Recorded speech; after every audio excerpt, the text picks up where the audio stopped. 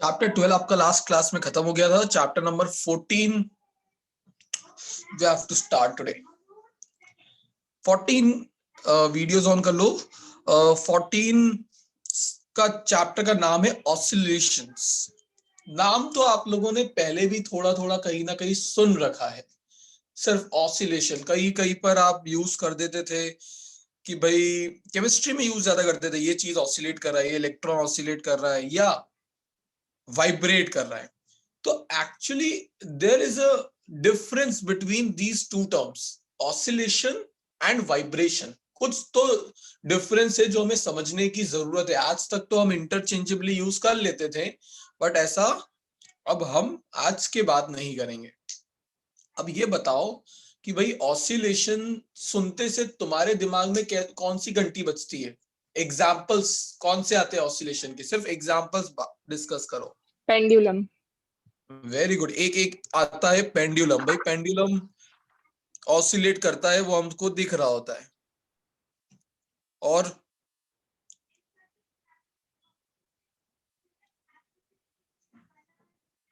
और क्या ऐसा example day to day life से ढूंढ सकते हो? ये तो फिजिक्स वाला हो गया बहुत. आप अपने आजू बाजू में भी कुछ ऑब्जर्व करते हो तो वहां से भी आप ला सकते हो. क्या चीज आपको और ऑसिलेट करते हो दिखती है? मे बी पार्क में हो सकता है, मे बी रोड पर हो सकता है, मे बी घर के अंदर हो सकता है, मे बी एडवेंचर पार्क में हो सकता है. स्विंग. स्विंग या हमारे तो घर के बाजू में ही होता है. तो ये वाला, ये भी तो स्विंग भी तो पेंडुलम, मतलब पेंडुलम क्या, स्विंग भी तो ऑसिलेशन ही करता है.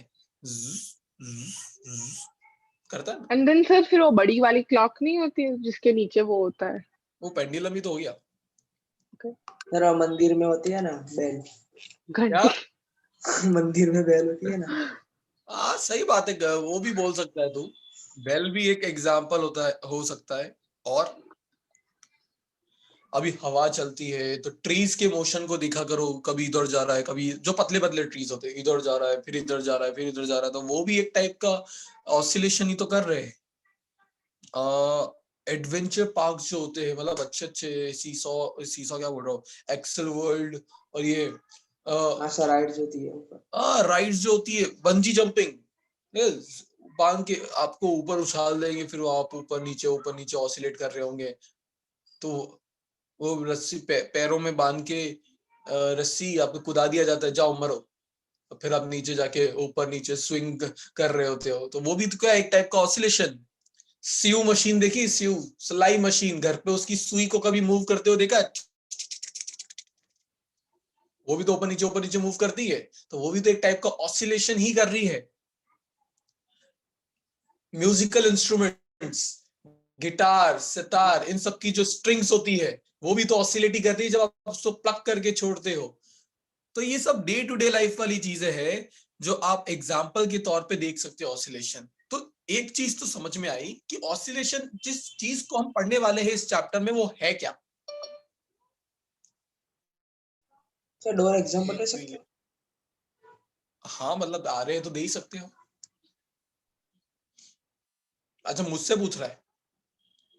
और कितने दो भाई, मैं ही तो दे रहा हूँ इतने एग्जाम्पल. नहीं सर, दो और नहीं, डोर डोर.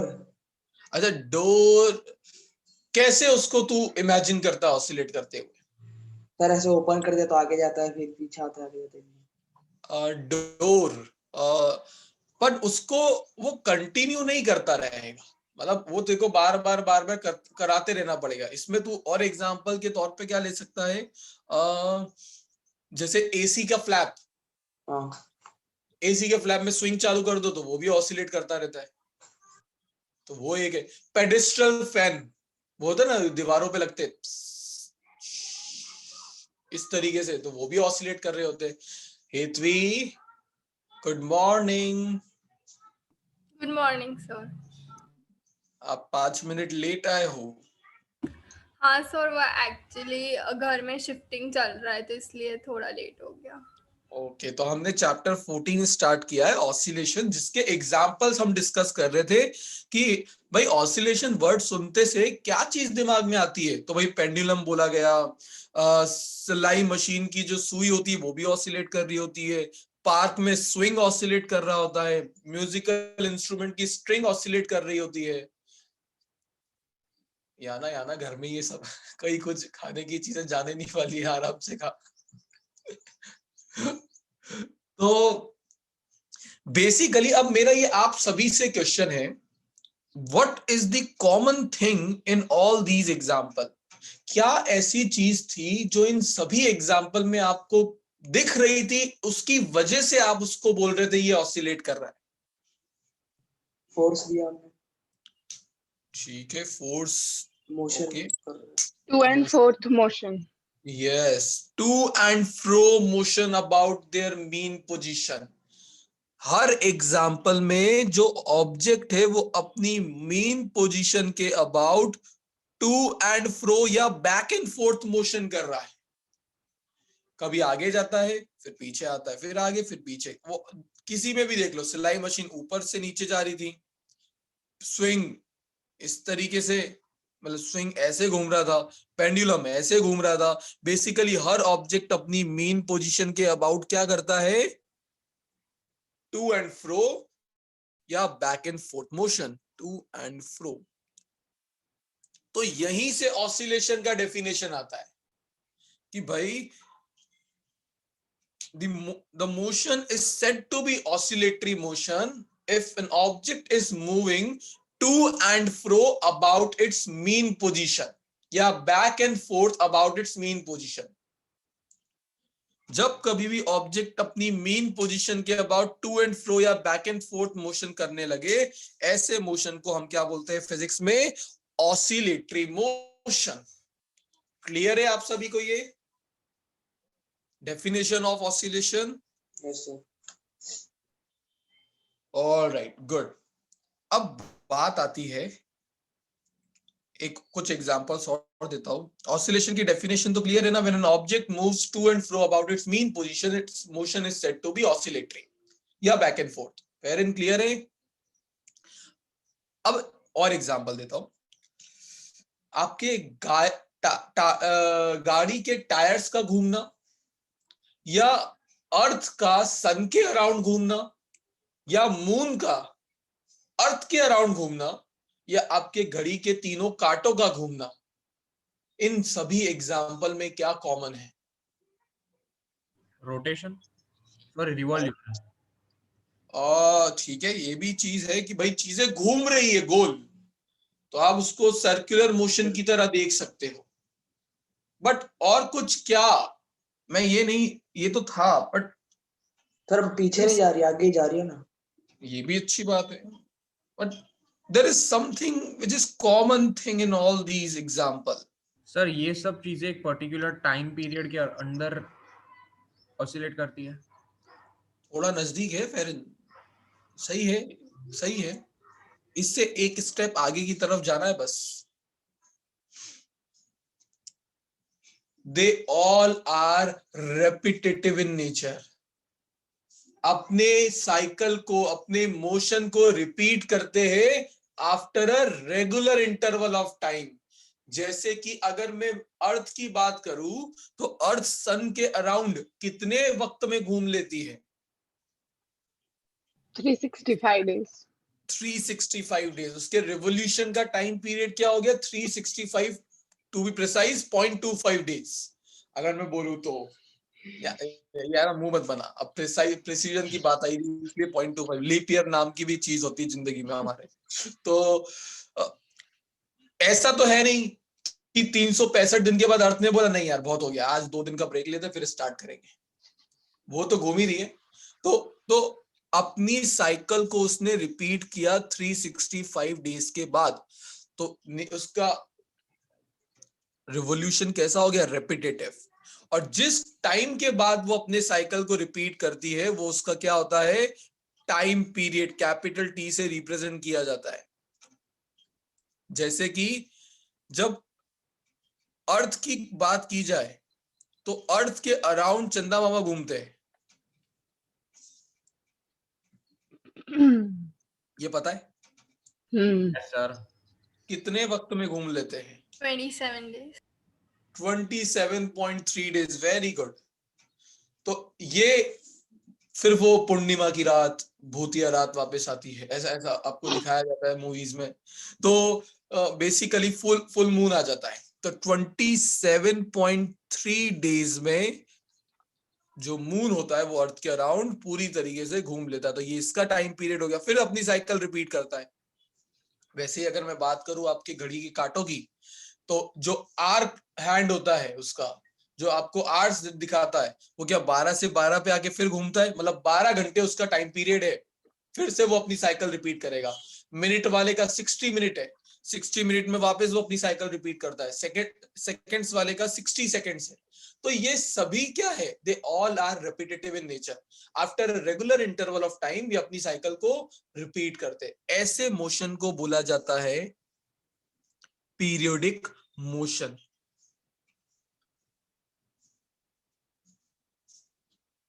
सर एक डाउट है, बोलो। आपने ये पीरियोडिक मोशन के जितने भी एग्जांपल्स दिए ना, उन सब में एक फिक्स टाइम पीरियड है या फिर एक फिक्स रहता है मोशन, बट कार व्हील्स में तो वो सेम नहीं रहता ना, स्पीड इंक्रीज और डिक्रीज होती रहती है। हाँ, तो फिर वो पीरियोडिक मोशन कैसे हुआ? वो मैं अगर कांस्टेंट स्पीड पे चलाऊं तो क्या आपने मेरे बोला हाथ ही नहीं में? था, ये कांस्टेंट तो बोला ही नहीं था सर अच्छा, वो आपने। मेरे हाथ में नहीं क्या, या ना वो तो मेरे हाथ में है। मैंने देख, आ, एक स्विंग को तू अगर धक्का मारेगी, उस पे भी आता हूं मैं। चल इन दोनों को समझाता हूं, फिर तेरे पॉइंट पर वापस आता हूं। तो आज हमने अभी दो टाइप के मोशन पढ़े, एक था ऑसिलेटरी और एक था periodic. Fareen, what is oscillatory motion? Oscillatory motion means back and forth है, क्या क्या होता है सर? बैक एंड फोर्थ बोलते हैं, टू एंड फ्रो बोलते हैं। Sir back and forth. तो वो बोल ले। हाँ, तो back and forth movement of from one position to another at a एक When an object moves, repeat कर मेरे साथ, when an object moves when an object moves to and fro about its mean position। about its mean position, it's हमेशा to and फ्रो हो किसके about रहा है? अपनी मीन पोजीशन के अबाउट, सेंट्रल पोजीशन जिसको बोलते हैं।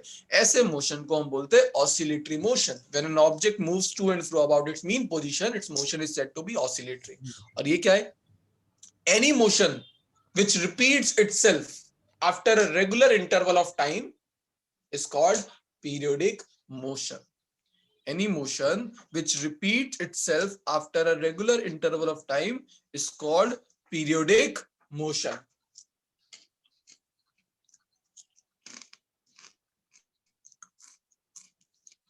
क्या हर ऑसिलेटरी मोशन पीरियडिक होता है? हाँ, नो यस और नो? दो, नो एक सर, यस है, अभी आपने व्हील का एग्जांपल लिया ना, वही। तो एक बार मैं फिर से आंसर, रिपीट करोगे? हर ऑक्सीलेटरी पीरियोडिक होता है, हर पीरियोडिक ऑक्सीलेटरी होता है? ऑक्सी नहीं है, ऑसी है। ऑसिस, हाँ सर, वही वही वही। ऑक्सी तो मीटर होता है। No. Oscillatory, क्या every oscillatory motion is periodic in nature? Yes or no? No sir. Yes. Correct? Yes. The correct answer is yes. कैसे? केवल पीरियोडिक होने की कंडीशन क्या है? रिपीट होती जाए मोशन। एक टाइम के बाद, हाँ जब ऑब्जेक्ट अपनी मीन से एक्सट्रीम पर जाता है, फिर लौट के मीन पर आता है, फिर हाँ। यहां से इस टाइप के एक्सट्रीम पर जाता है, फिर लौट के आता है। क्या एक साइकिल पूरी हो गई? हाँ सर। क्या वापस से जाएगा? हाँ क्या वापस से जाएगा? हाँ सर। तो क्या अपनी साइकिल को रिपीट कर रहा है एक रेगुलर टाइम के बाद? हाँ सर। तो every oscillatory motion is periodic in nature, but वाइसा versa true है? ये क्वेश्चन है मेरा आपसे।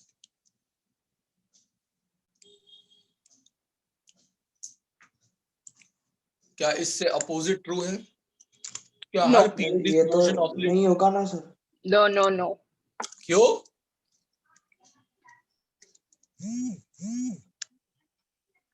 गलत है। नहीं, सही बात है, नहीं होगा, आंसर सही है हाँ, तुम्हारा, नो। बट व्हाई हेतवी, क्यों हर पीरियोडिक मोशन ऑसिलेटरी नहीं होता है? सर कुछ लाइक कुछ ऑब्जेक्ट स्ट्रेट लाइन में मूव कर रहे होंगे बट पर्टिकुलर टाइम इंटरवल पे, तो इसलिए तुम्हें उनका तुमको मोशन बैक एंड फ्रो नहीं होगा, कभी कभार वेरी गुड, रोटेशनल भी हो सकता है, सर कुछ वो भी हो अपने सकता है। अर्थ का ही ले लिया एग्जाम यस। अरे एग्जाम्पल। तुम मेन पॉइंट को पकड़ो, ऑसिलेटरी होने का कंडीशन क्या होता है? Back and four. Back and fourth या टू एंड फ्रो, और इसका एक रेगुलर इंटरवल के बाद रिपीट करे। अब जब अर्थ सन के अराउंड घूमती है तो क्या आपने देखा, 2 कदम आगे गई 3 कदम पीछे आई, 2 कदम आगे गई 3 कदम पीछे आई, ऐसा तो नहीं हो रहा है ना, वो तो गोल घूम रही है। तो वहां पर मोशन पीरियोडिक तो था, बट ऑसिलेटरी नहीं है, क्योंकि ऑसिलेटरी होने के लिए टू एंड फ्रो होना जरूरी है। आपके घड़ी के कांटे घूमते आगे पीछे नहीं कर रहे होते। तो पीरियोडिक और ऑसिलेटरी आपको अगर कंपेयर करना है तो आपको इनके बेसिक बैकबोन को मतलब बेसिकली इंपॉर्टेंट चीज को पकड़ना जरूरी है। ऑसिलेटरी, अगर आपसे पूछा जाए क्या ये ऑसिलेटरी मोशन कर रहा है, तो आपको क्या देखना है? क्या वो टू एंड फ्रो कर रहा है, क्या वो बैक एंड फोर्थ कर रहा है? अगर कर रहा है तो यस, नहीं कर रहा है तो नो। पीरियडिक के लिए एक फिक्स्ड टाइम इंटरवल के बाद वो अपनी साइकिल को रिपीट करेगा, वो देख के पता लगता है। तो जब मैं पूछता हूं कि भाई क्या हर पीरियडिक मोशन ऑसिलेटरी होता है, तो नहीं होता। पीरियडिक होने के लिए तो ये एग्जांपल थे, पर ये का ऑसिलेटरी हो रहे थे, ये का टू एंड फ्रो कर रहे थे। क्लियर है? ओके। अब कोई भी पार्टिकल या ऑब्जेक्ट ऑसिलेशन करता क्यों होगा और कैसे करता होगा, वो समझना जरूरी है। ऑसिलेशन होने की कंडीशंस क्या होती है, वो बड़ी इंपॉर्टेंट बात है। एग्जाम्पल से समझते हैं।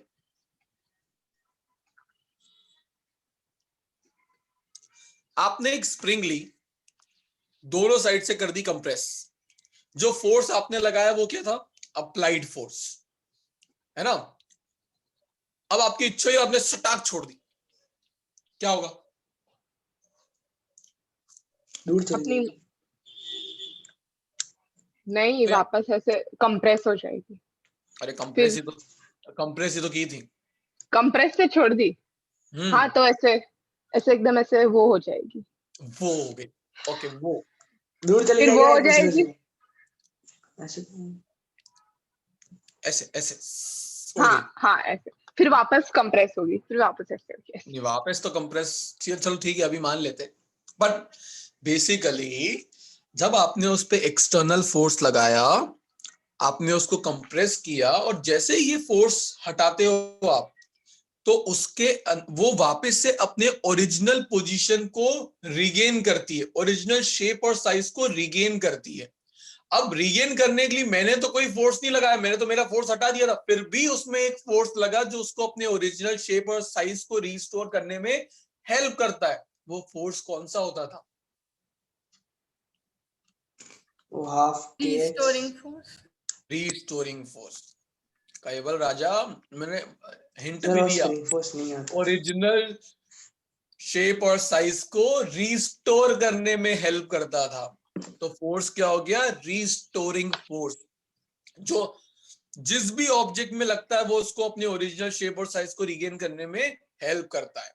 अब ये बताओ, जैसा भाई याना ने बोला, आपने बड़ी स्प्रिंग थी, कंप्रेस करके छोड़ दिया, तो थोड़ी देर के लिए वो ऑसिलेट करना स्टार्ट हो जाएगी।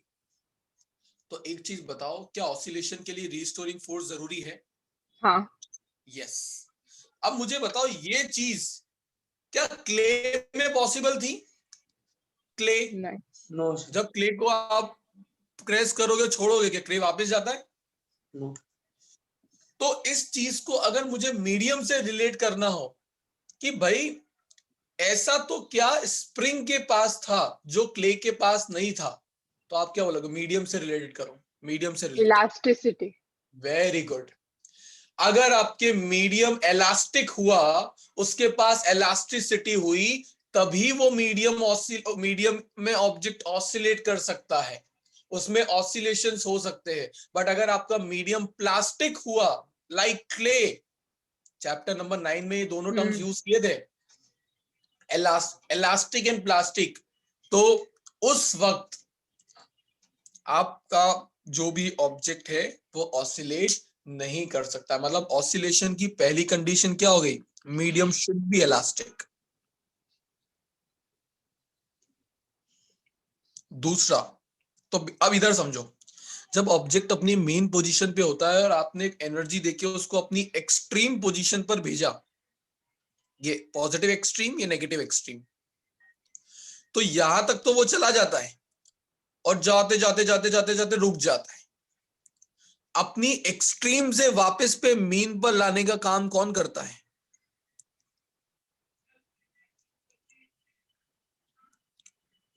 Restoring force.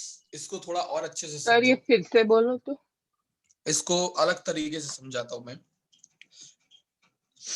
मीन पोजीशन वो पोजीशन होती है जहां पर हर ऑब्जेक्ट रहना पसंद करता है। फिजिक्स में उसको बोलते हैं उसका स्टेबल इक्विलिब्रियम, शांति वाली जगह जहां पर उस पर कोई फोर्स नहीं लग रहा होता, नेट फोर्स 0 होता है, वो ये पोजीशन है। पर जैसे ही आप उसको पकड़ के दूर लेके जा रहे हो, तो क्या वो अपनी स्टेबल पोजीशन से डिस्टर्ब हो रहा है? दूर लेके जाओगे, तो जब आप उसको लेके जा रहे हो तो क्या आप इस तरफ उसका डिस्प्लेसमेंट कर रहे हो? यस। पर जब आप उसको लेके जाओगे तो किसी भी वक्त पर छोड़ने पर वो कहा जाएगा? टूवर्ड्स इट्स मीन पोजीशन, क्योंकि वो उसका स्टेबल पोजीशन था, स्टेबल इक्विलिब्रियम था। तो जो फोर्स उसको अपनी स्टेबल पोजीशन पे लेके जाती है वो फोर्स कौन सी होती है? Restoring force. अब रीस्टोरिंग फोर्स और डिस्प्लेसमेंट क्या एक दूसरे से अपोजिट हुए? पर जितना ज्यादा दूर लेके जाओगे, क्या ये पार्टिकल उतना ही बावला नहीं हो रहा होगा अपनी मीन पोजीशन पे आने के लिए, क्योंकि आप उसको और अनस्टेबल करते जा रहे हो? तो मैं ये बोल सकता हूं ना कि ये जो रीस्टोरिंग फोर्स है वो डायरेक्टली प्रोपोर्शनल होगी किससे? डिस्प्लेसमेंट से। फ्रॉम इट्स, ये डिस्प्लेसमेंट कहां से देखा जाता है? From its mean position. तो जितना दूर आप उसको अपने मीन पोजीशन से लेके जाओगे वो उतना ही बावला होगा अपनी मीन पोजीशन पे आने के लिए। और जो फोर्स उसको लाने में हेल्प करती है उस फोर्स को हम क्या बोलते हैं? उसका रीस्टोरिंग फोर्स। अब क्योंकि force and displacement opposite direction में है, रीस्टोरिंग फोर्स हमेशा मीन पोजीशन की तरफ लग रहा है और डिस्प्लेसमेंट उससे दूर हो रहा है, यहां पर साइन क्या आ जाता है?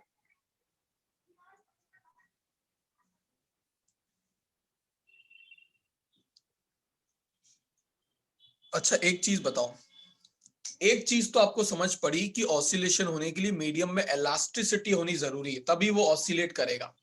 बट एक चीज, ये एक और चीज बताओ यहां से, जब ये अपनी एक्सट्रीम पोजीशन से मीन पर आएगा रीस्टोरिंग फोर्स की हेल्प से, अगर ये यहां पर रुक गया तो क्या इसने ऑसिलेशन किए?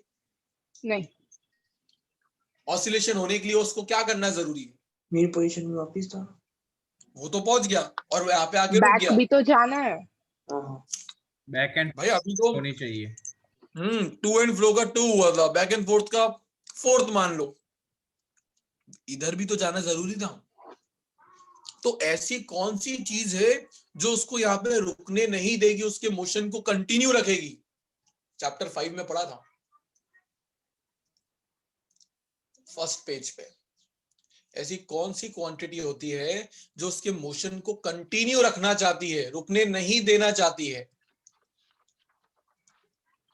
वो तो अलग बुक में है। अगर रोकना चाहोगे तो भी अपोज करेगी और रुकी हुई चीज को मूव कराना चाहोगे इनर्शिया। इनर्शिया। ऑब्जेक्ट का इनर्शिया उसको रुकने नहीं देगा, उसके मोशन को कंटिन्यू रखेगा। बिकॉज ऑफ दैट वो इस तरफ जाएगा, फिर जाके एक्सट्रीम पोजीशन पे रुकेगा, फिर उसको वापस से मीन पोजीशन की तरफ कौन लेके आ रही होगी? Restoring force. फिर वो यहाँ पे रुकेगा नहीं, ड्यू टू इनर्शिया वो आगे की तरफ जाएगा। तो इनर्शिया होना भी जरूरी है।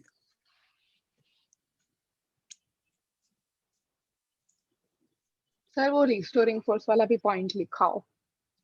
क्या रीस्टोरिंग फोर्स वाला पॉइंट लिखाओ ना। पॉइंट नंबर 2 नोट्स का, तो उसमें दे रखा है कंडीशन फॉर ऑसिलेटरी मोशन। ये अभी सब डिटेल में लिखा हुआ है नोट्स में, मैं बताते जाऊंगा। अभी जो जो चीजें समझा रहा हूं समझते जाओ। सर मतलब वो एक्सट्रीम्स पे रिस्टोरिंग फोर्स की वजह से जाएगा और बीच में नहीं इनर्शिया की वजह से। नहीं नहीं, एक्सट्रीम पे जाने के लिए हमने एनर्जी दी, सॉरी, उस एक्सट्रीम से एनर्जी की वापस हेल्प आए। से वो जा रहा। हाँ, हाँ। बट पूरे वक्त उसमें एक फोर्स लग रहा होगा अंदर से जो उसको अपनी मीन पोजीशन पे लाना चाहेगा पूरे वक्त। जैसे कि सिंपल सी चीज समझो, जब आप स्प्रिंग को कंप्रेस कर रहे होते हो तो क्या स्प्रिंग आपको बाहर की तरफ प्रेस नहीं कर रही होती है पूरे टाइम? वो तो आप ज्यादा ताकतवर हो स्प्रिंग से इसलिए आप उसको कंप्रेस कर रहे हो, पर ऐसा थोड़ी ना था कि स्प्रिंग ने एफर्ट नहीं मारे बाहर जाने के लिए, वो तो कंटिन्यू मार रही है।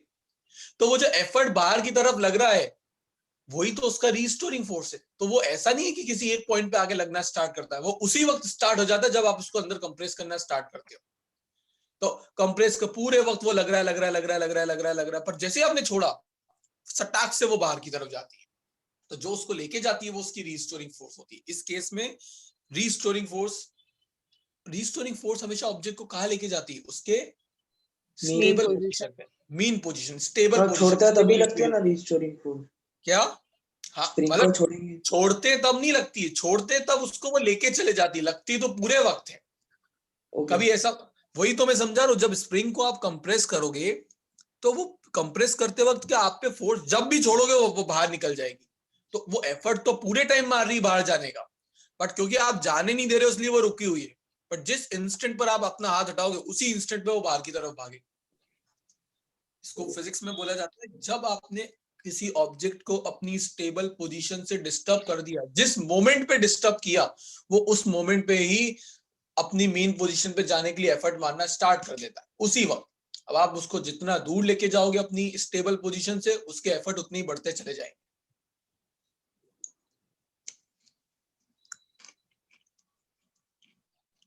समझ आई? Yes sir. अब यहाँ हम हर टाइप का ऑसिलेटरी मोशन नहीं पढ़ने वाले। हमने शपथ ली थी 11th स्टार्ट करते वक्त कि भाई हम इजी इजी चीजों को ही पढ़ेंगे 11th में, हम फालतू की बकवास बातों में अभी विश्वास नहीं रख पाएंगे क्योंकि इतना दिमाग हमारा बना ही नहीं है। तो ऑसिलेटरी मोशन दो टाइप के होते हैं, एक होता है SHM which is simple harmonic motion, और दूसरा होता है नॉन SHM हम नहीं पढ़ने वाले। बट हमको कैसे पता लगेगा कि मोशन SHM है या नॉन SHM? तो इसकी कुछ तो कंडीशंस होती होगी SHM और नॉन SHM होने की, तो वो समझो। पहला, दोनों के लिए कॉमन चीज क्या है? सबसे पहले तो आपको ये देखना जरूरी क्या टू एंड फ्रो हो रहा है या नहीं हो रहा है, तब तक तो वो ऑसिलेटरी की कैटेगरी में ही नहीं आएगा। तो टू एंड फ्रो होना जरूरी है। दूसरा, ये टू एंड फ्रो होते वक्त अगर रीस्टोरिंग फोर्स डायरेक्टली प्रोपोर्शनल हो डिस्प्लेसमेंट टू द पावर 1 से, तो ही वो SHM कहलाएगा। मतलब मैंने आपको ये तो बताया कि रीस्टोरिंग फोर्स डायरेक्टली प्रोपोर्शनल होती है डिस्प्लेसमेंट से, बट पावर 1 होनी चाहिए। अगर पावर 1 को अलग होके 2, 3, 4 कुछ भी हो गई तो वो नॉन SHM में एंट्री कर जाता है, जो हमें नहीं पढ़ना है। हमको सिर्फ डायरेक्टली प्रोपोर्शनल वाला ही पार्ट पढ़ना है जिसमें पावर क्या हो 1। तो सेकंड कंडीशन क्या हो गई? Restoring force should be directly proportional to negative of displacement to the power 1। ये कंडीशंस होती है SHM की। तो हमको SHM की यही कंडीशन पकड़ के चलनी है। ऑब्जेक्ट टू एंड फ्रो करेगा और ये करते वक्त रीस्टोरिंग फोर्स का डिस्प्लेसमेंट के साथ रिलेशन क्या रहेगा, ऐसा कुछ। अच्छा, एक रिलेशन में यहां से और बना सकता हूं। न्यूटन सेकंड लॉ पता है? F को M में भी लिखा जा सकता है। अब ये चीज बताओ, क्या मास कांस्टेंट होता है? और जब ये प्रोपोर्शनलिटी साइन हटता है तो कांस्टेंट ही आता है यहां पर। तो क्या मास में प्रोपोर्शनलिटी साइन में भेज सकता हूं? कांस्टेंट ही तो है। समझा क्या किया मैंने? याना को पता लगा, हेतवी, कैवल, फेरिन, पता लगा आपको क्या किया मैंने? मास एक कांस्टेंट टर्म है तो उसको मैं प्रोपोर्शनलिटी में ही भेज देता हूं, क्या फर्क पड़ता है? जब मैं प्रोपोर्शनलिटी साइन हटाऊंगा तो एक नया कांस्टेंट आ जाएगा, आएगा तो constant he. Yes sir.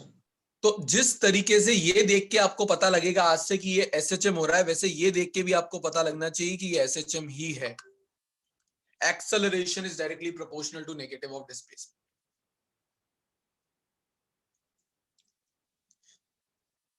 One marker question. What is the direction of restoring force? Towards the mean point. Always towards the mean position. वो राइट साइड में जाएगा तो ये लेफ्ट में लगने लग जाएगी, वो लेफ्ट में जाएगा तो ये राइट में लगने लग जाएगी, लगेगी हमेशा किस तरफ? Towards the mean position. अगर एक्सेलरेशन मीन की सॉरी फोर्स मीन की तरफ है तो क्या एक्सेलरेशन भी हमेशा मीन की तरफ ही लगता होगा? हाँ. फोर्स और एक्सेलरेशन की सेम डायरेक्शन में होने चाहिए, तो याद रखना ये काम आएगा फ्यूचर में. डिस्प्लेसमेंट हमेशा कहां से देखा जाता है? Mean position. From its mean position, मतलब यहां से स्टार्ट होता है डिस्प्लेसमेंट. तो यहां से जैसे जैसे वो आगे जाएगा वैसे वैसे एक्स बढ़ेगा. तो हमेशा मीन पोजीशन से देखना है डिस्प्लेसमेंट को. ये सब चीजें आपको आगे हेल्प करेगी. ऑलराइट, पॉइंट नंबर 1 2 3 मैंने पूरे कर दिए. अब मैं आता हूं पॉइंट नंबर 4, पीरियोडिक मोशन पर. पीरियोडिक फंक्शन क्या है, चलो वो बताओ मुझे वापस. क्या सर? अभी हमने पढ़ा व्हाट इज पीरियोडिक फंक्शन. क्या motion? Any motion which repeats itself after a regular interval of time is called as periodic. Equal interval पे रिपीट हो सके ऐसा सर मोशन. सेम टाइम में रिपीट हो. ओके, चलो. आप में से बायोलॉजी स्टूडेंट कौन है? ये सिद्धार्थ भाई साहब तो आए आधे घंटे लेट हैं.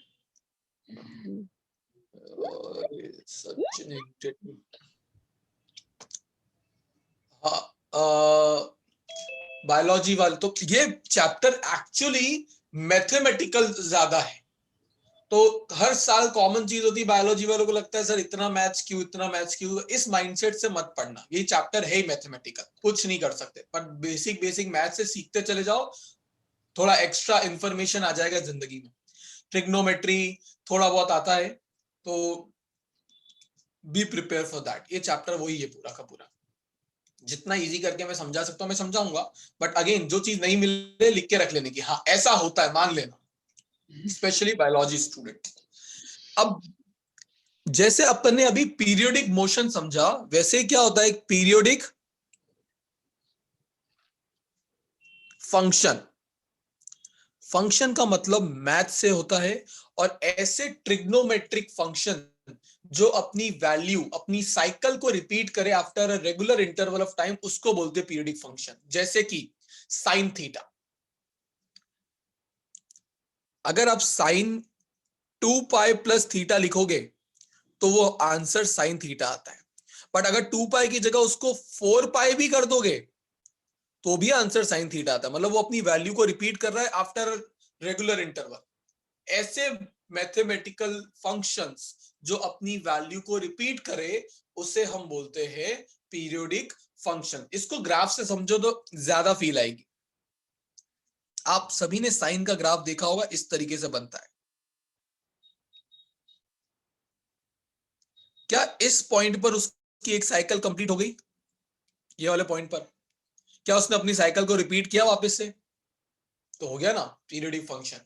जो अपनी साइकिल, अपनी वैल्यू को रिपीट करे आफ्टर अ रेगुलर इंटरवल, उसी को ही तो बोलते हैं हम. वैसे ही कॉस भी होता है. कॉस 2 पाई प्लस थीटा लिखोगे तो आंसर कॉस थीटा ही आएगा. कॉस को 2 पाई की जगह 4 पाई प्लस थीटा भी लिख दोगे तो भी आंसर कॉस थीटा आएगा. 6 pi plus theta, 8 pi plus theta, 10 pi plus theta, सब पे आंसर रिपीट होता है. ये साइन थीटा का ग्राफ था, ये कॉस थीटा का ग्राफ है. कॉस थीटा का साइन की ये जो मैक्सिमम और मिनिमम वैल्यू होती है, ये जिसके बीच में घूम रहा होता है, वो क्या होती है? रेंज. उसकी रेंज पर +1 से -1. माइनस. सिमिलरली कॉस का ग्राफ ऐसा होता है. ऑलमोस्ट सेम ही ग्राफ है, बट स्टार्ट अलग अलग तरीके से होते हैं. ये यहां +1 से स्टार्ट होता है. दिस इज कॉस थीटा का ग्राफ. ये साइन थीटा का ग्राफ. पीरियोडिक फंक्शंस क्लियर है? ऐसे मैथमेटिकल या ट्रिग्नोमेट्रिक फंक्शन जो अपनी वैल्यू को रिपीट करे उसे हम पीरियोडिक फंक्शन बोलते हैं। फिर आता है हार्मोनिक फंक्शन। अब हार्मोनिक फंक्शन पहले किसको बोलते हैं वो समझो। ये चीज बहुत ज्यादा इस चैप्टर में काम नहीं आने वाली, बहुत ज्यादा। हार्मोनिक वाला तो नेग्लिजिबल होगा काम का, और पीरियोडिक वाला थोड़ा बहुत होगा, तो इस पे ज्यादा ऐसे कंफ्यूज मत होना। जितना समझ में आ रहा है वो ठीक है, जितना आगे वाली चीज आगे वाली से ही समझनी।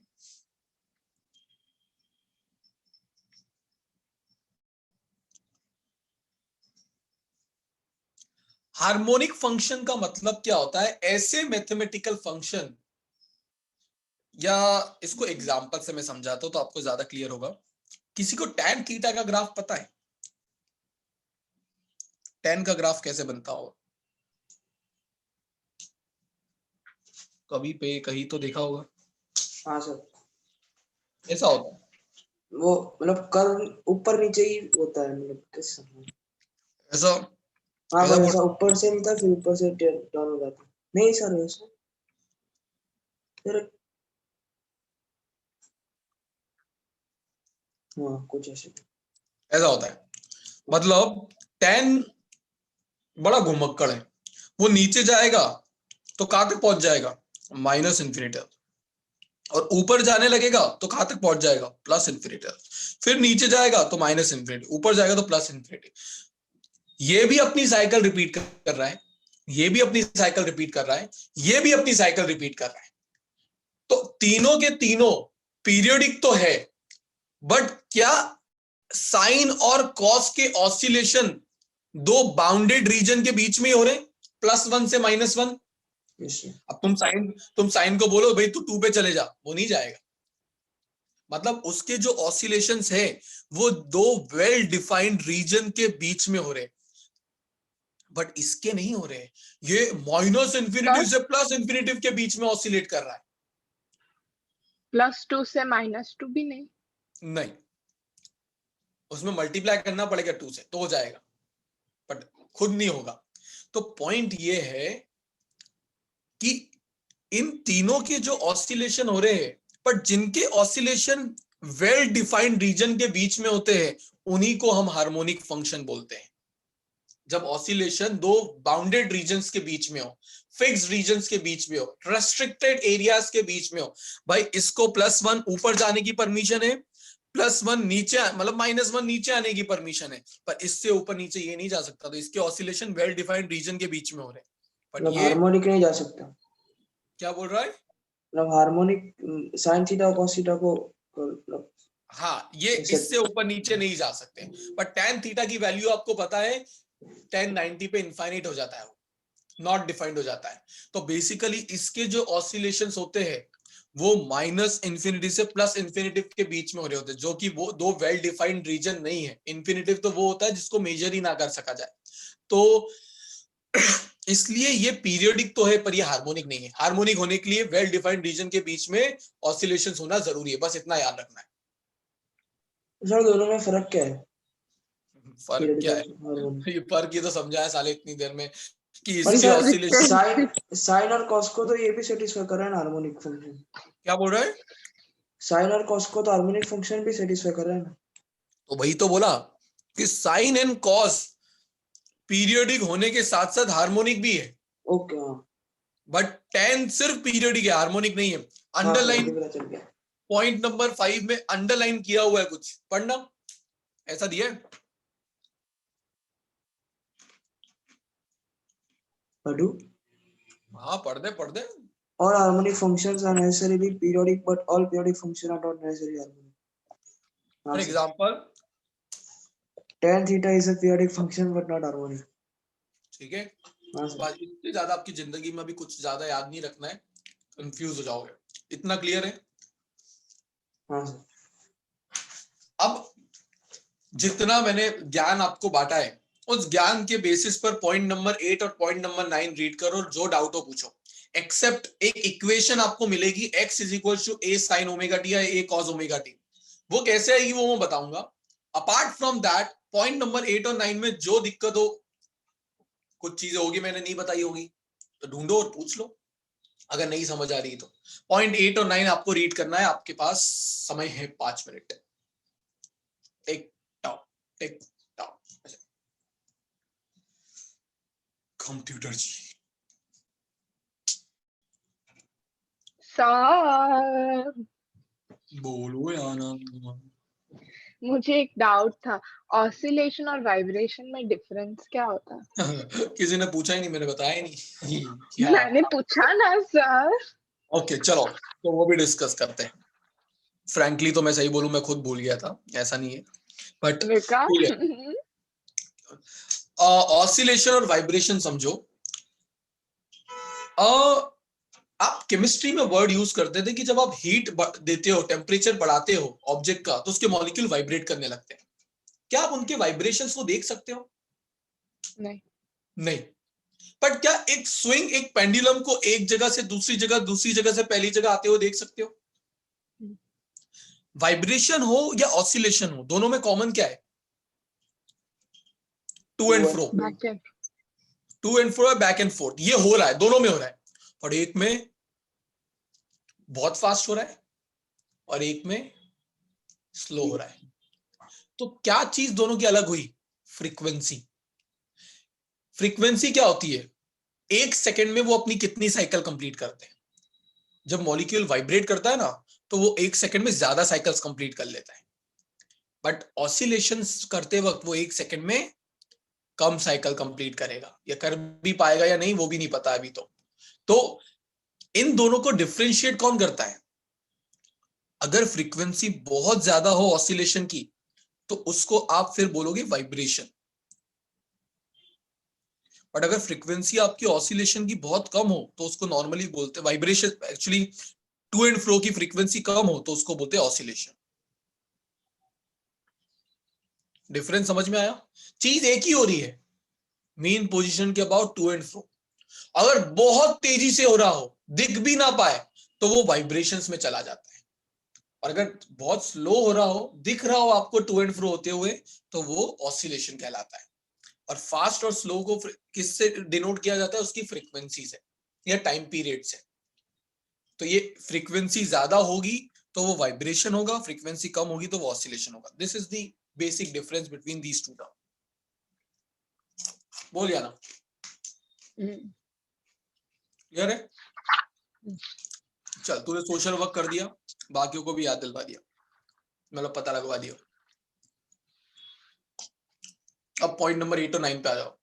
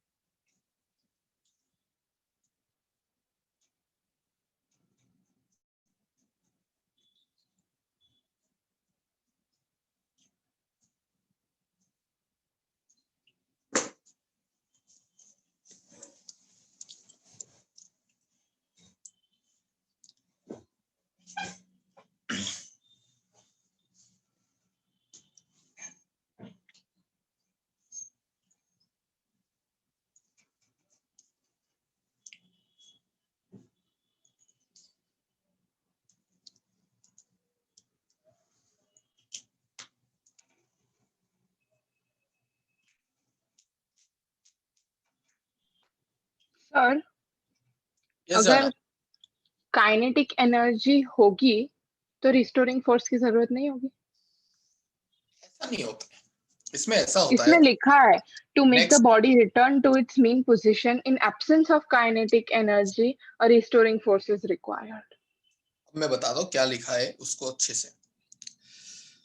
इसको अभी हाल आपको सिर्फ मानना पड़ेगा, ऐसा होता है। अगले सेशन में इसको मैं मैथमेटिकली प्रूव करूंगा तो आपको क्लियर पता लग जाएगा कि ऐसा क्यों होता है, क्योंकि जो है वो मैं मैथ्स के थ्रू बताऊंगा। पर अभी क्योंकि मैथ्स नहीं बताया तो अभी सिर्फ इतना समझो। पहले है ऑब्जेक्ट किधर, मीन अपनी मीन पोजीशन पर, वो उसकी मीन पोजीशन थी। अब मीन पोजीशन से उसको डिस्टर्ब करने के लिए आपको एनर्जी देनी पड़ती है।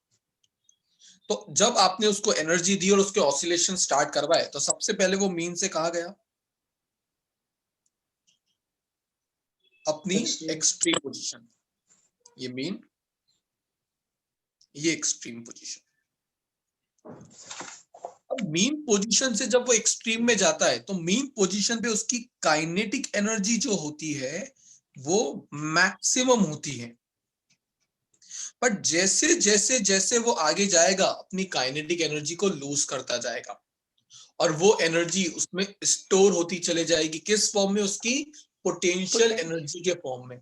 तो एट इट्स एक्सट्रीम पोजीशन उसकी काइनेटिक एनर्जी हो जाएगी 0 और पूरी की पूरी काइनेटिक एनर्जी किस में कन्वर्ट हो चुकी होगी? पोटेंशियल एनर्जी में। तो हो जाएगी पोटेंशियल मैक्सिमम।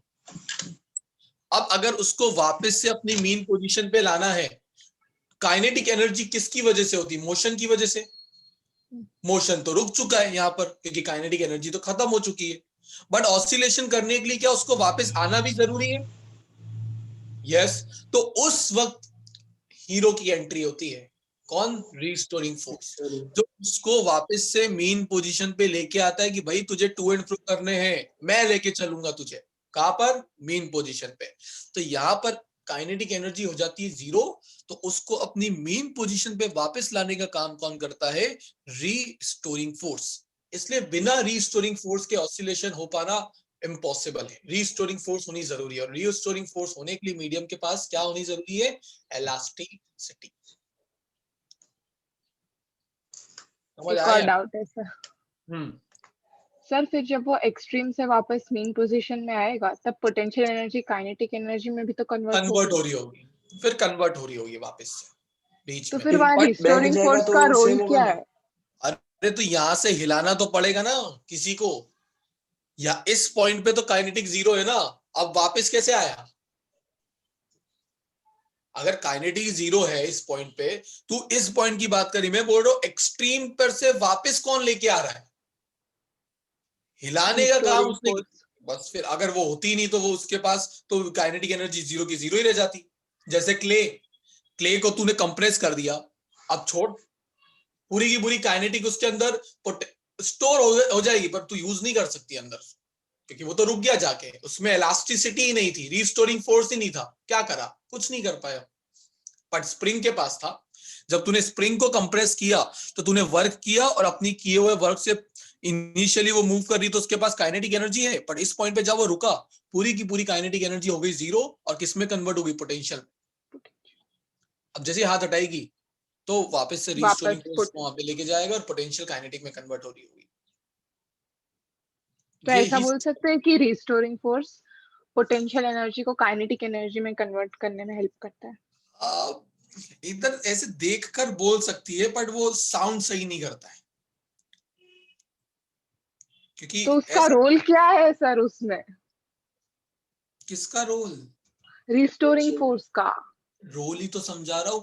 अगर काइनेटिक एनर्जी है ही नहीं तो उसको मूव कौन कराएगा? उसके पास पोटेंशियल एनर्जी यहां पर स्टोर हो चुकी है, पर पोटेंशियल एनर्जी से चीजें मूव नहीं करती है, वो तो उसके पास स्टोर है। वहां पर जब वो उसको वापस से हिलाने का काम किसने किया? रीस्टोरिंग फोर्स ने। अगर इस पॉइंट पे उसके पास रीस्टोरिंग फोर्स ही नहीं होती तो वो मीन पोजीशन पे कभी आता ही नहीं, कभी ऑसिलेशंस ही नहीं होते हैं। वही तो बार बार मैं बता रहा हूं कि उसको ऑसिलेशंस करवाने के लिए, उसको मीन पोजीशन पे लेके आने के लिए रीस्टोरिंग फोर्स जरूरी है। रीड कर पॉइंट वहां पर 9th वाला,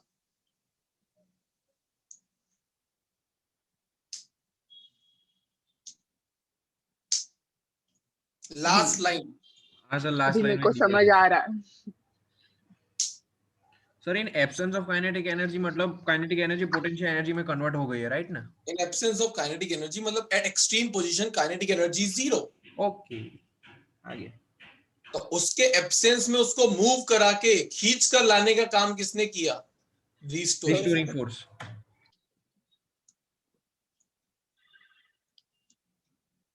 ये क्लियर अच्छा है? चैप्टर है, मेरे को अच्छा लगा। गुड। यही तेरी भावना पूरे चैप्टर के लिए बनी रहे, मैं एक्सपेक्ट करूंगा। चलो अब इस चैप्टर का, इस सेशन का सबसे इंपॉर्टेंट 2 मार्कर हेतवी क्लियर है आपको जो अभी बताया? Yes sir. मुझे क्या लेस इंटरेस्टेड दिख रही है, मैंने क्या पढ़ा रहा है, चलना है ऐसा, मतलब ऐसा ना हो। चलो नेक्स्ट पेज पे पॉइंट नंबर 10 देखो। पॉइंट नंबर 10 है आपका differential equation of SHM, very very important.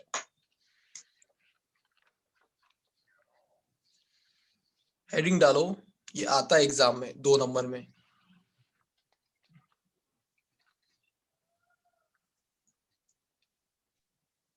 Differential equation of SHM बड़ा इजी है, बहुत पॉपुलर है। एसएचएम की कंडीशन मैंने बताई आपको आज कि भाई रीस्टोरिंग फोर्स जो होती है वो डायरेक्टली प्रोपोर्शनल होती है। ये अल्फा नहीं है, लास्ट क्लास में सर ये अल्फा क्या है, ये डायरेक्टली प्रोपोर्शनल है, is directly proportional to negative of displacement. यहां से हमारी कहानी स्टार्ट होती है। वी नो दैट कि भाई न्यूटन सेकंड लॉ से एफ को लिखा फ्रॉम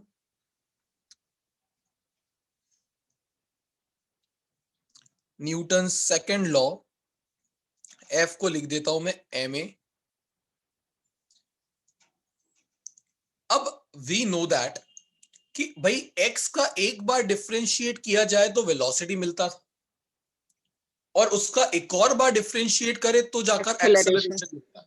तो मतलब x का कितनी बार डिफरेंशिएशन हुआ? 2 बार। तो इसको ऐसा लिखना भी आपको सिखाया था, double differentiation of x, D square x by D t square. मतलब एक्सेलरेशन को क्या लिख सकते हो? Double differentiation of x। जब ये प्रोपोर्शनलिटी साइन हटेगा तो यहां पे क्या आ जाएगा? कांस्टेंट, वो हो जाएगा माइनस के x.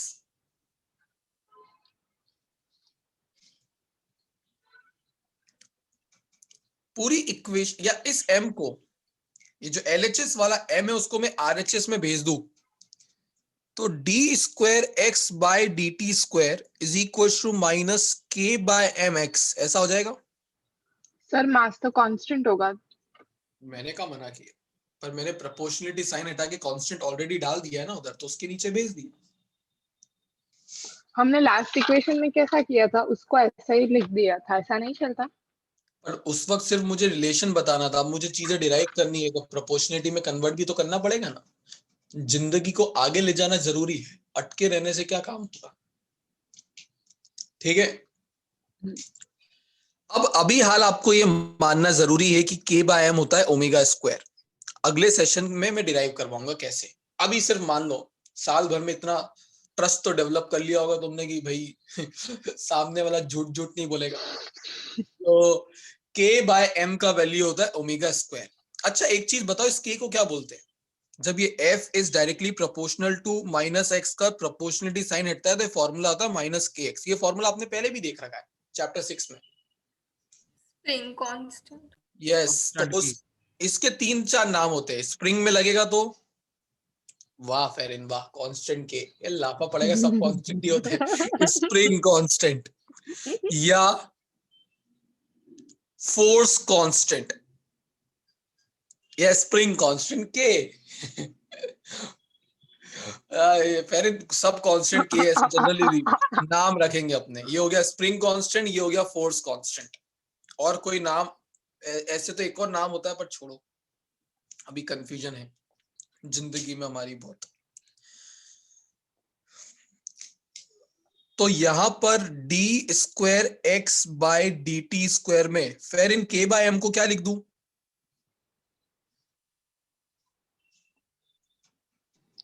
Omega square. Omega square. Minus omega minus square. Omega square. नहीं नहीं, के बाय एम को तो ओमेगा स्क्वायर लिखूंगा, minus as it is, x as it is, ऐसा मत चिटिंग करो। अगर इसको LHS में भेज दिया जाए तो माइनस प्लस बन जाएगा, इज इक्वल्स टू, इसको बोलते हैं डिफरेंशियल इक्वेशन ऑफ एसएच। इतना सा चीज 2 नंबर में आ जाता है। अब एक चीज देखो, ये सेकंड ऑर्डर डेरिवेटिव है। सेकंड ऑर्डर डेरिवेटिव का मतलब होता है पावर 2 लगी हुई है। इसको सॉल्व करवाना आपके ना 11th के मैथ्स में सिखाया जाएगा ना 12th के मैथ्स में सिखाया जाएगा। ये डायरेक्टली इंजीनियरिंग में आता है, फर्स्ट और सेकंड ईयर ऑफ इंजीनियरिंग। इस वजह से आपकी एनसीईआरटी ने लिया शॉर्टकट मेथड, जो आपको बहुत पसंद आएगा। ऑन सॉल्विंग दिस, बस जिंदगी वहां से आसान हो जाती है ये बोलकर, on solving above equation, x का वैल्यू आता है a cos ओमेगा t और ऑप्शनल में एक +5, ये बनता है। कहीं पे पढ़ा है।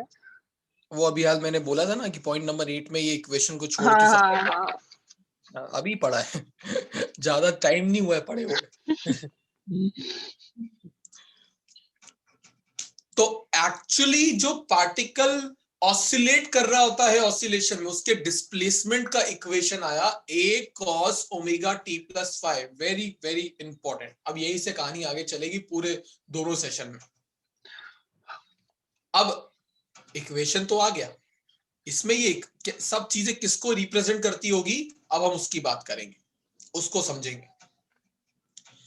तो आपको इसका सॉल्यूशन नहीं देखना है, वो तो 1.5 पेज का सॉल्यूशन होता है। जब आप इसको सॉल्व करोगे तब जाके ये आएगा। बट अब क्योंकि 11 12 मैथ्स में ही नहीं है, तुम बायोलॉजी वाले और मैथ्स वाले मिला के भी क्या करोगे। तो ऑन सॉल्विंग दिस, यहां तक कोई डाउट? ठीक है। अब देखो इसमें x ऑफ t क्या रिप्रेजेंट कर रहा होगा, इसको मैं इधर लिख देता हूं वापस से। x of t is equal to a cos omega t +5। x of t क्या रिप्रेजेंट करता होगा, बता सकते हो? इजी है। पोजीशन कुछ स्पेसिफिक टाइम पे। अरे अभी पोजीशन कौन सी, डिस्प्लेसमेंट वर्ड हाँ यूज, डिस्प्लेसमेंट। हाँ हाँ मतलब पोजीशन 2 टाइप की होती है, अभी मैं डिस्प्लेसमेंट वर्ड यूज कर लेता हूं। हाँ। तो ये क्या है, डिस्प्लेसमेंट ऑफ पार्टिकल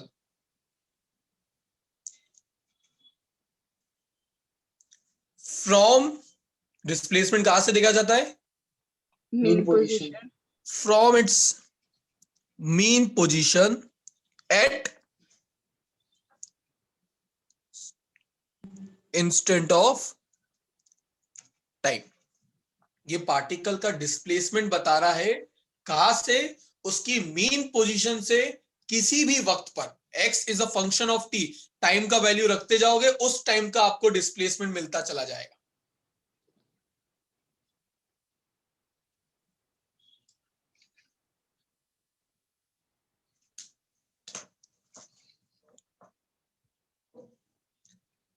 a क्या है,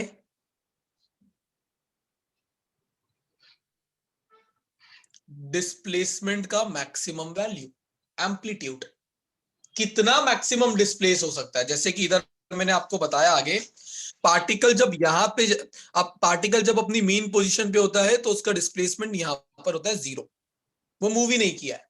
बट जैसे जैसे वो एक्सट्रीम पे जाएगा, यहां पे जाके क्या उसका डिस्प्लेसमेंट मैक्सिमम हो जाएगा। उस मैक्सिमम डिस्प्लेसमेंट को बोलते हैं उसका एम्पलीट्यूड। तो ये पॉजिटिव में आ जाएगा और ये आ जाएगा उसका नेगेटिव में मैक्सिमम एम्पलीट्यूड। तो हमेशा इस पोजीशन पर जो भी होगा कॉस के आगे, वो इसका क्या होगा, मैक्सिमम वैल्यू। तो ये भी डिस्प्लेसमेंट को रिप्रेजेंट कर रहा है, पर maximum value which is a constant term, वो चेंज नहीं होगा। पर ये किसी भी वक्त के डिस्प्लेसमेंट को रिप्रेजेंट कर रहा है जो टाइम के साथ चेंज होता रहेगा। समझ आया? फिर आता है कॉस। ये जो कॉज है इसकी जगह साइन भी आ सकता है, वो भी मैं बताऊंगा फ्यूचर में कैसे आएगा। कॉज और साइन की जगह एक दोनों मतलब ये भाई भाई है, ये एक दूसरे को अपनी जगह देते रहेंगे और उससे कोई जिंदगी में किसी की फर्क नहीं पड़ने वाला है। तो इस कॉज या साइन को बोला जाता है साइनोसॉडियल फंक्शन। क्या? लगा ना झटका। साइनोसॉडियल फंक्शन, अब नाम है, मैं क्या करूं यार, स्पेलिंग मत पूछना मुझसे भी। मतलब कॉस, और ऐसे नहीं तो इसको बोलते कोसाइन फंक्शन डायरेक्टली, अगर कॉस हाँ वो बेहतर है। सर मत बताओ तो चलेगा, बट ऐसा कुछ एग्जाम में आएगा तो नहीं ना? ऐसे पूछा नहीं जाएगा, बट ये एक्चुअली इस चैप्टर की जो चीजें आप समझ रहे हो इसमें और अगले चैप्टर में, वो आपकी 12th में काम आएगी। 12th में आप चैप्टर नंबर 8 पढ़ोगे, 7 पढ़ोगे। 7 होता है ऑल्टरनेटिंग करंट। आपके घरों में जो बिजली आ रही है वो बिजली ऐसी दिखती है, तो ऐसी थोड़ी दिखती है बिजली। अरे सर कितना गंदा नहीं लगा। यार। यार नेवर माइंड। बट वो ऑल्टरनेटिंग नेचर होता है उसका, एसी डीसी वाला एसी, तो वो वहां पर आपको पढ़ना है। फिर चैप्टर 8 होता है इलेक्ट्रोमैग्नेटिक वेव, अरे भाई वेव ही तो बनाएंगे एक, तब पढ़ना है। फिर आएगा चैप्टर 10 क्या, वेव ऑप्टिक्स। वेव तो सर ऑप्टिक्स 12th में स्पेलिंग बता देना। तो बेसिकली आपकी जिंदगी के ये 2 चैप्टर 11th में अगर आपने ढंग से नहीं किए तो 12th में बच्चों को लगता है यार वहां पे अच्छे कर लेते ना तो अच्छा होता, और आपके साथ बुरा तो सीबीएसई ने किया हुआ है। सबसे इम्पोर्टेंट, तब तक हम हार ही मान चुके होते 11th से। तो छोड़ ही देते हैं। इसलिए ये एज अ टीचर मैं बता रहा हूँ, 11 12th के ये दोनों चैप्टर 14 और 15 चैप्टर इंपॉर्टेंट है फॉर 12th। सब 11th के 3 चीजें ही मैं बोलूंगा सबसे ज्यादा इंपॉर्टेंट है आपके लिए। एक आपका काइनेमेटिक्स, जहां पे आपने वेक्टर्स के बारे में पढ़ा हुआ है, चैप्टर 3 4, और दूसरा 14 15। इसके अलावा कुछ रिपीट नहीं होने वाला है, सब नया है। प्रोजेक्टाइल और वो सब, मतलब प्रोजेक्टाइल नहीं, बट आपको Vector. पता होना चाहिए, वेक्टर्स के बारे में आइडिया हाँ। होना चाहिए, वो सब चीजों के बारे में कि भाई लॉ ऑफ कोसाइन, 2 वेक्टर का रिजल्टेंट कैसे निकाला जाता है, क्योंकि फ्यूचर में अब आप आई कैप जे कैप के कैप क्या होते हैं, ये सब चीजें अब फ्यूचर में आप जितनी भी वेक्टर क्वांटिटीज पढ़ने वाले हो सब में यूज हो, तो वो आपको वहां सिखाया गया और अप्लाई पूरे सिलेबस में होता है। ओके, तो this is nothing but sinusoidal function, जो यहीं पे कहानी खत्म कर देते अपने। इसका मीनिंग एक ही होता है, साइन और कॉस का नाम रखा गया है। इस पूरे पार्ट को क्या बोलते हैं? साइन के बाद कॉस के बाद क्या आता है trigonometry? Angle, theta. Theta, angle. ठीक है, नहीं टैन वैन जरूरी नहीं साइन के बाद टैन आएगा, वो मेरी इच्छा है तो कॉट और कोसेक भी लिख सकता हूं, वो तो आपको सिखाया गया है साइन कॉस टैन। तो इसका एक हाईफाई नाम रख दिया, मतलब थोड़ा फैंसी सा नेम रख दिया, एंगल ना बोल के इसको बोला जाता है फिजिक्स में जिंदगी के वो फेज होते हैं ना, वो ये वाला फेज है नहीं है, ये फेज बोला जाता है, इसका फैंसी नेम एंगल का फेज। फेज आपको बताएगा क्या? फेज आपको बताता है कि ऑब्जेक्ट किसी भी टाइम पर उसकी पोजीशन क्या है और वो किस डायरेक्शन में मूव कर रहा है। जैसे जैसे आगे बढ़ोगे वैसे वैसे मैं इक्वेशन के थ्रू और समझाऊंगा ये सब चीजें, बट अभी के लिए आपको ये याद रखना है फेज क्या होता है। फेज पार्टिकल की position and direction of motion आपको बताया करेगा फ्यूचर में। सर एक बार रिपीट करोगे? पार्टिकल की position and in which direction your particle is moving, direction of motion particle का वो आपको बताएगा, वो लेफ्ट में जा रहा है या राइट में जा रहा है, पॉजिटिव एक्स में जा रहा है, नेगेटिव एक्स में जा रहा है, धीरे धीरे आपको वो भी पता लगने लगेगा। और इसमें ये जो फाई होता है, सिर्फ फाई, वो होता है उसका इनिशियल फेज। इनिशियल फेज का मतलब जब आपने पार्टिकल को देखना स्टार्ट किया तब उसका पोजीशन क्या था वो। अब अगर वो ओरिजिन पे ही है तो वो 0 हो जाएगा। तो इनिशियल फेज एक ऐसी चीज है जो ऑप्शनल होती है, आप हटा भी सकते हो। अगर आपने देखना स्टार्ट किया और चीज थी ओरिजिन पे तो ये नहीं आता, पर आपने देखना स्टार्ट किया वो ऑलरेडी 90 डिग्री का एंगल कवर कर चुका था तो यहाँ पे वो π/2 आ जाएगा 90 डिग्री। तो इसको बोलते इनिशियल फेज। इनिशियल फेज के दो नाम और होते हैं, फेज कांस्टेंट या एपॉक। ये लास्ट वाला तो आप 12th में जब मैं पूछूंगा किसी को याद नहीं होता है ये कब आया था। तो एक होता है फेज कांस्टेंट और एक होता है epoch. Initial phase, phase constant, epoch है क्या? पार्टिकल की position at time t equals to 0, जब समय 0 था इनिशियल पोजीशन क्या थी उसकी वो।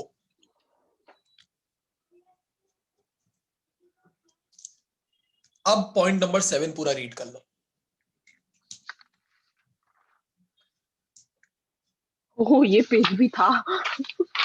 था तो इसलिए इसको बताने के बाद पढ़ाना था मुझे।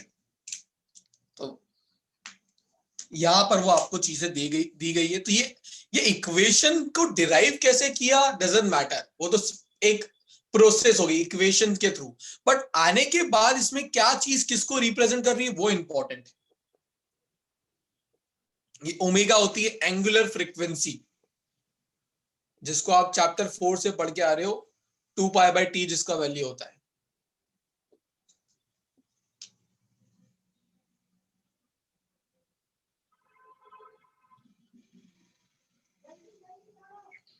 सर इसमें डिस्प्लेसमेंट में एक इक्वेशन दिया है x is equals to a cos omega t, मतलब तब phi 0 होगा।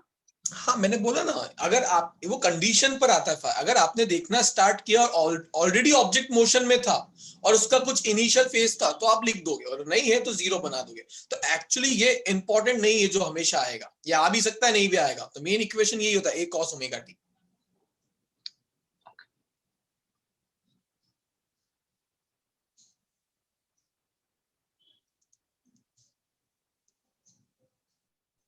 वो कोई भी चीजें आपसे पूछी नहीं जाएगी directly, define phase, define amplitude, ऐसा कुछ नहीं होता है। ये सब चीजें समझने के लिए दी हुई, जो पूछी जाएगी वो मैं आपको टिक लगवाते जा रहा हूँ।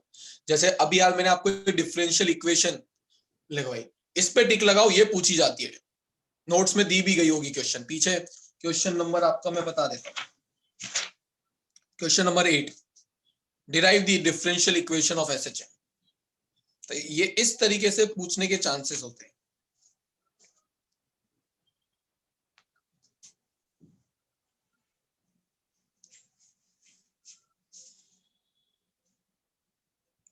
अब इस सेशन में एक ही चीज बची हुई है, जो कि आपका एक और पेज टर्न करोगे 243 पे, तो वो बॉक्स, वो न्यूमेरिकल पॉइंट ऑफ व्यू से इंपॉर्टेंट होता है, तो वो मैं समझा दूंगा आपको। सर ये एक और है, deriving omega using properties of periodic function.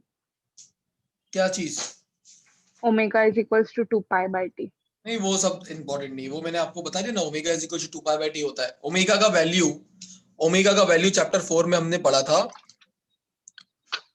θ/t होता है, एंगुलर डिस्प्लेसमेंट अपॉन टाइम। अब इसका एक एप्लीकेशन, जब साइकिल पूरी कंप्लीट होती है तो एंगल कितना कवर होता है? 360 डिग्री या 2π रेडियंस, और टाइम कितना लगता है? कैपिटल T, उसका टाइम पीरियड। तो ओमेगा का वैल्यू 2π/t, और 1 अपॉन टाइम पीरियड को और क्या बोलते हैं? फ्रीक्वेंसी। तो इसको 2π न्यू भी बोला जाता है। तो ये दोनों फॉर्मूले आपको याद रखने, बस ये इंपॉर्टेंट है। इसका भी न्यूमेरिकल का चैप्टर 13 के आपने लेक्चर देख लिए होंगे, तो उसका भी आपको न्यूमेरिकल का वीडियो लेक्चर नोट ग्रुप पे अवेलेबल है आपके गूगल क्लासरूम पे। 14-15 चैप्टर के भी न्यूमेरिकल के वीडियो में लेक्चर आपको प्रोवाइड कर दूंगा।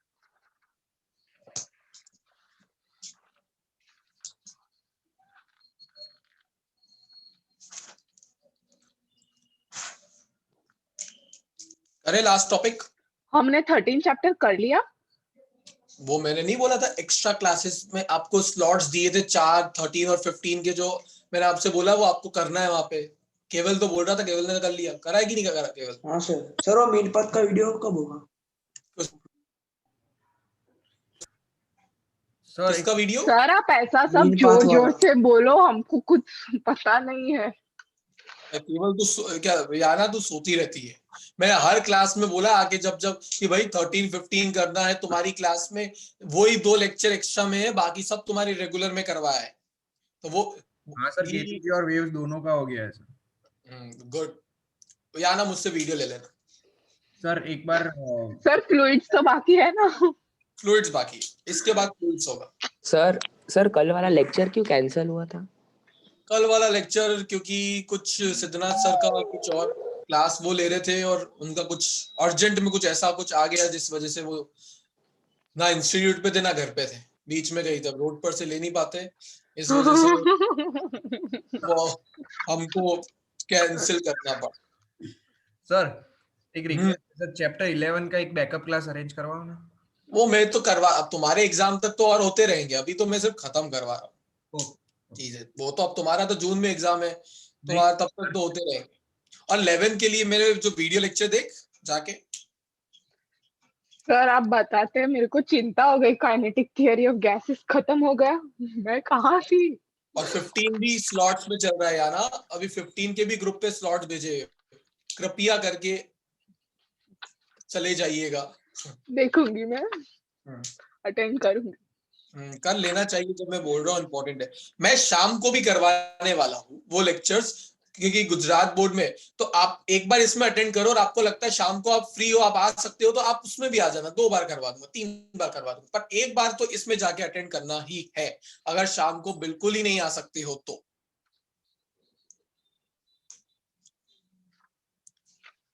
Okay sir. ऑलराइट, सो चलिए लास्ट टॉपिक पे चलते हैं 14.1 के। हमने ये देखा कि साइन थीटा एक पीरियोडिक फंक्शन है क्योंकि वो अपनी वैल्यू को रिपीट करता है। कॉस थीटा भी पीरियोडिक फंक्शन है। तो अगर ऐसे दो फंक्शन को ऐड किया जाए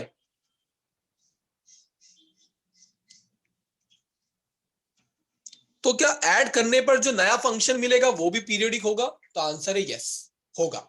तो ऐसे पीरियोडिक फंक्शन के बारे में हमको कुछ इक्वेशंस डिराइव करनी है कि फाइनल इक्वेशन बनेगी क्या।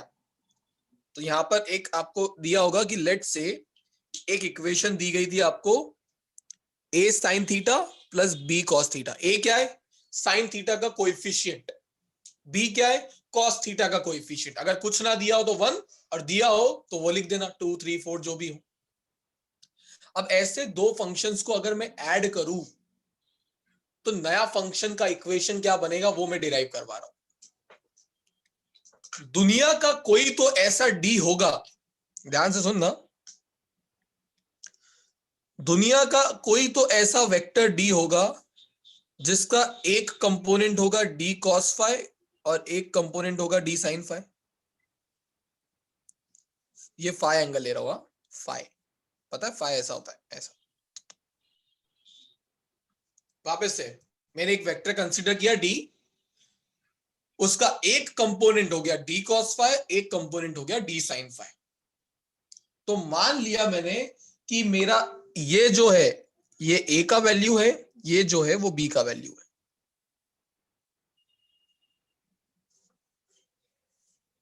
अगर मैं a की जगह पर, चलो इसको बाद में देखता हूं, इसको देखो,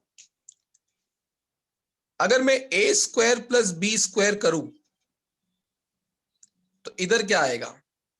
d square sine square phi plus d square, अच्छा उल्टा बोल दिया मैंने, a की उल्टा जगह लिखा, उल्टा लिख दिया।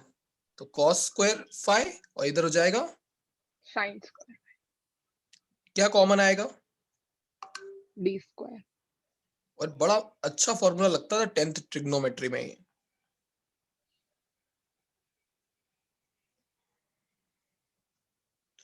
Sine square theta plus cos square theta 1 होता है, पता है ना? तो हाँ, फाइव भी तो 1 ही होगा। तो d क्या आ गया? Under root of a square plus b square. Clear है? d का वैल्यू मैंने निकालना बताया। अब अगर मैं इस इक्वेशन को b बाय a करूं, b बाय a, b का वैल्यू बाय a, तो b क्या है? डी साइन फाइ और ये क्या है? d, कॉस फाइ तो ये कितना आया? tan phi. तो फाइ कितना आ गया? 1/tan। tan inverse b bye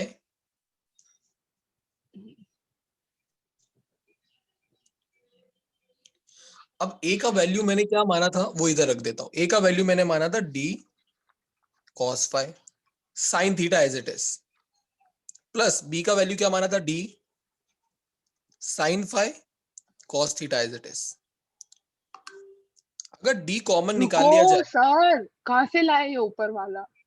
अबे ये a की वैल्यू यहाँ पे रख दी है, ओ b की वैल्यू यहाँ पे रख दी है.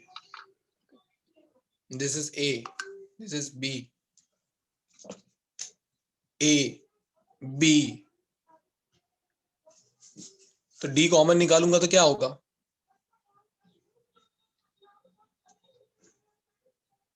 cos phi sin theta plus sin phi cos theta, ऐसा बन जाएगा. मैथ्स वाले इसको देखते से एकदम आंखें लाल हो जाती है. किसके तरह दिखता है formula? Sine a sin a plus b. Very good, very good, याद तो आया. साइन ए प्लस बी का ये फॉर्मूला होता है. तो यहां पर आ जाएगा डी साइन ए प्लस बी मतलब थीटा प्लस फाई. ये मेरा नया फंक्शन बन गया एफ ऑफ टी.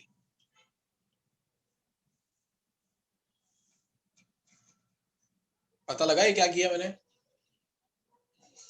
मैंने सबसे पहले a और b का वैल्यू ये सब्स्टिट्यूट किया, वहां से एक इक्वेशन बना, d को निकाला कॉमन.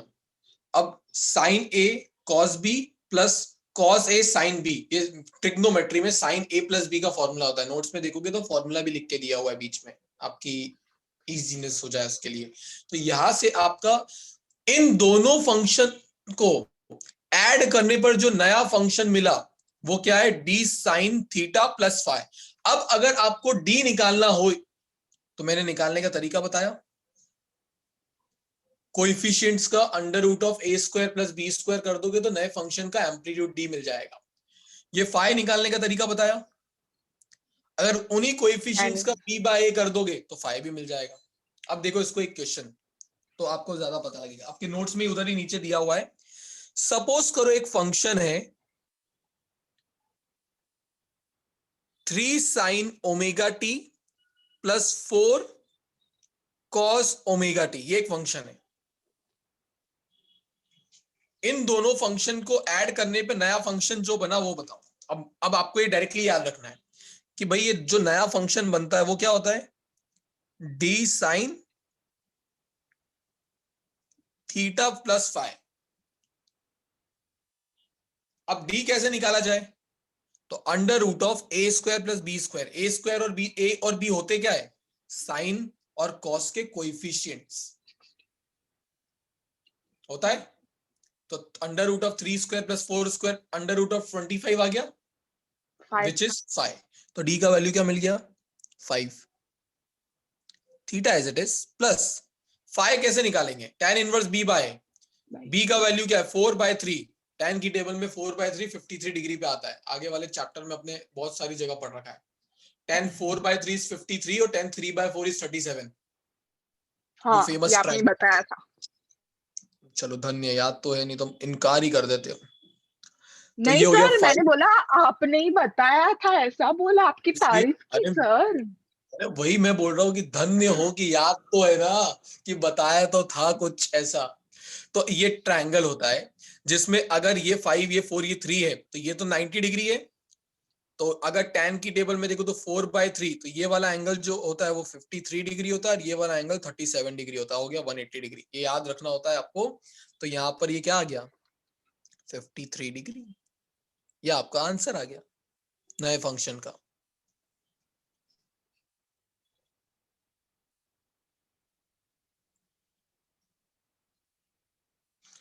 और एक चीज याद रखो, अभी मैंने आपको बताया थीटा का वैल्यू क्या होता है या ओमेगा का वैल्यू क्या होता है? Theta by T. तो थीटा क्या हो जाता है? Omega T. Omega T. अगर मैं थीटा की जगह ओमेगा टी रखूं या ओमेगा टी की जगह थीटा रखूं, एक ही बात है. हाँ, ये अब बाद में कंफ्यूज मत हो जाना, इसलिए मैंने बता दिया. अब सर हमें 2 मिनट का समय दो, हम लिखते हैं. बाकी सब चीजें और इसे न्यूमेरिकल कहते क्या है? ये सब जो हमने डिराइव किया ये है क्या? दो पीरियोडिक फंक्शन, आपको ये पता है कि ये एक पीरियोडिक फंक्शन है, ये भी एक पीरियोडिक फंक्शन है, पर दोनों को ऐड करोगे तो एक नया फंक्शन भी बनेगा। पहली चीज, क्या वो पीरियोडिक होगा? आंसर है यस, होगा। Yes. अगर वो पीरियोडिक होगा तो उसकी इक्वेशन क्या होगी? तो वो इक्वेशन मैंने बनाई, d sin theta plus phi. उसमें d और फाइ निकालने का तरीका बताया।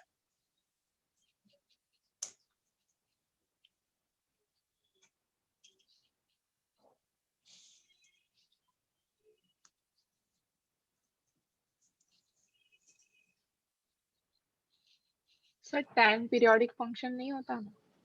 होता है, टाइम भी पीरियोडिक फंक्शन होता है, हार्मोनिक नहीं होता है। सर नेक्स्ट ये ग्राफ वाला करना है 6th पॉइंट। वो तो अब सिर्फ आपकी अंडरस्टैंडिंग के लिए दिया है कि साइन थीटा का ग्राफ कैसा होता है और माइनस साइन थीटा का मिरर इमेज कैसा होता है। तो साइन और कॉस के ग्राफ ऐसे दिखते हैं, आपको पता है, बट इन शॉर्ट इस चैप्टर में आगे यूज होते हैं, तो कोई भूल जाए तो उसकी रेफरेंस के लिए दिया है कि साइन और कॉस कैसे दिखते हैं ग्राफ्स। तो यहाँ आपका सेशन 14.1 हो जाता है complete.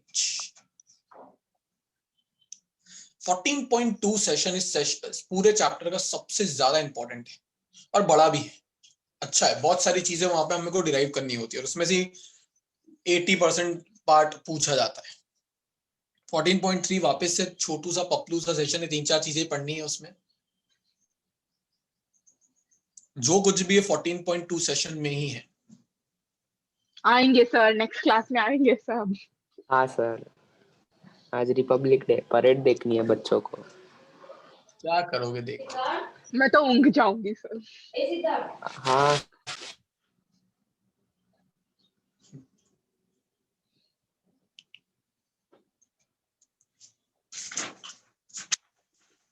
Bye sir, thank you sir. ऐसे खुद से बाय कर दिया मेरे को, बाय कर दिया। जाए सर। 8 मिनट बचे हुए। सर रुको, मेरे को लिखना है। चलेगा ना? ये फेरिन लिखता नहीं है सर, मैं सच बोल रही हूँ। स्क्रीनशॉट नामक चीज होती है। चलता है, देख ले। नहीं नहीं, सही बात है। नहीं याना, वेरी गुड। लिखना तो जरूरी भाई, हम थोड़ी ना प्रवचन सुनने आए, अभी 2 दिन बाद फिर भूल जाएंगे। लिखना तो जरूरी। गुड।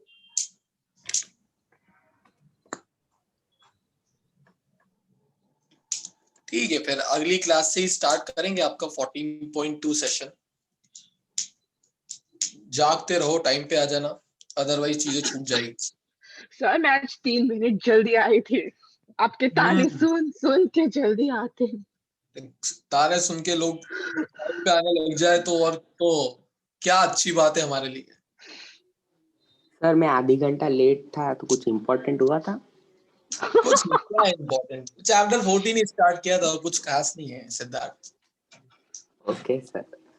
और तो कुछ इम्पोर्टेंट हम करते ही नहीं है। ये तो टाइम पास की चीजें चल रही थी। Okay sir, bye sir. Alright, bye bye. Bye sir. Bye sir. Bye sir. Welcome.